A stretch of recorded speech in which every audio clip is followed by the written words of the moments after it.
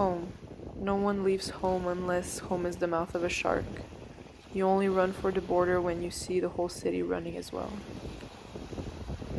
Europe is living through unprecedented mass migration fluxes, and Europe's capacity to tackle this phenomenon is one of the main challenges of the 21st century.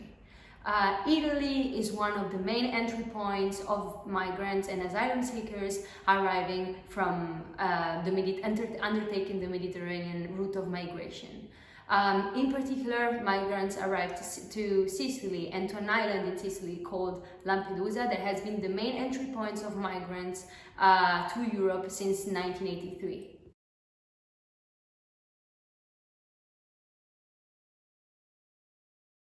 The number of asylum seekers arriving to Italy is rising more and more every year, and Sicily has to share the greatest burden. Most of the people arriving by sea are people that are escaping conflicts, that are escaping persecutions, or like degrading conditions in already hosting migrants' countries. Sicily in history has been a culturally diverse environment. Indeed, it has been influenced by several ethnicities. However, despite its history of multiculturalism and people cohabitation, inclusion of asylum seekers and migrants and the development of meaningful interactions with the local community is more and more at stake. This is why half of the Next Chapter project is taking place precisely in Palermo.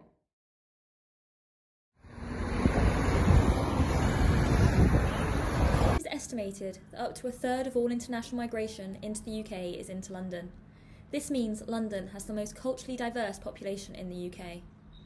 In June 2021, there were a total of 661 refugees resettled here, and Europe generally accepts very few refugees for resettlement. Between 2004 and 2021, the UK has been resettling around 750 refugees annually from all over the world through the Gateway Protection Programme. This was in addition to the 20,000 refugees from Syria who were resettled into the UK by February 2021. The next chapter is designed to show refugee children that they have a future and support in their new communities.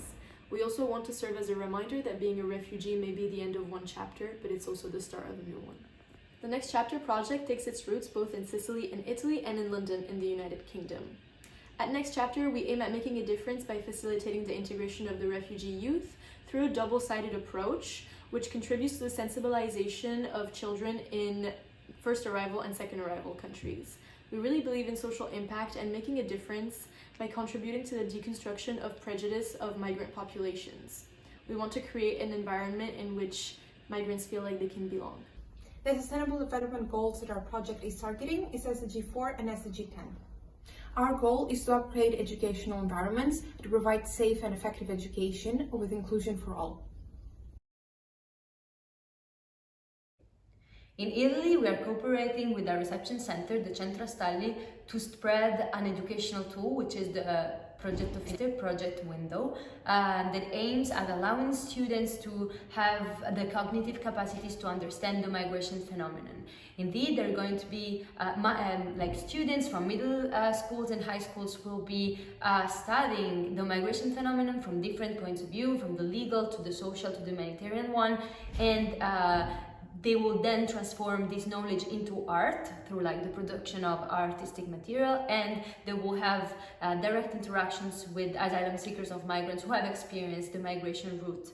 The English side of the project focuses on the integration of refugees in London by enhancing their language and social skills. We have reached out to charities who already work with young refugees in the city, in the hope of establishing a joint programme which runs weekly sessions of English lessons and fun activities.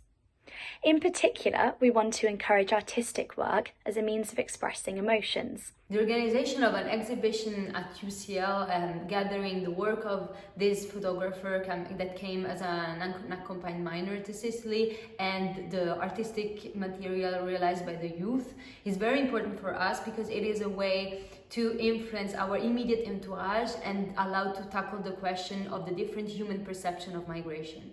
At the end of the project, they will be hosting a conference with the migrant or an asylum seeker that will explain to them, tell them his or her own experience of migration.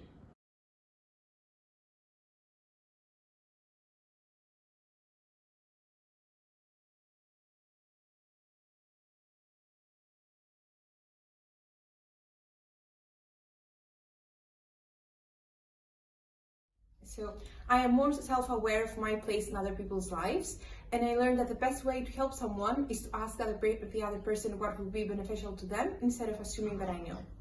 Throughout this project, I learned that failure is the best teacher, and that in order to bounce back, we have to remain humble at all times, and that it's the only way I will enjoy my successes. Working with other fellows on the project has shown me how important it is to ensure team diversity, which has enabled our team to apply a wide range of skill sets, mindsets, and experiences invaluable to the project. I learned how to cooperate two projects at the same time into different countries, and I also learned how to value people with whom I'm working with, no matter how hard the structuring of the project can be.